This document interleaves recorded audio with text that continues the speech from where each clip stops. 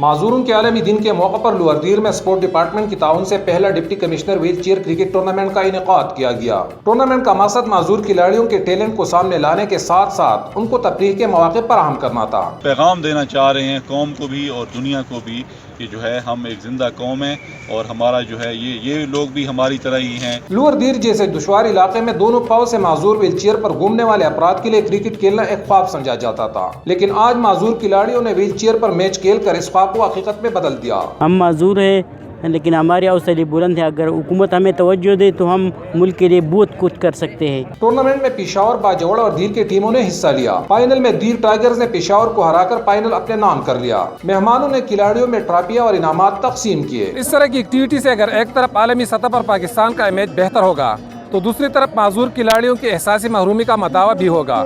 Camera مین محمد فیاض کے ساتھ نواب شاہ new news سے مرگرہ لوور دیر۔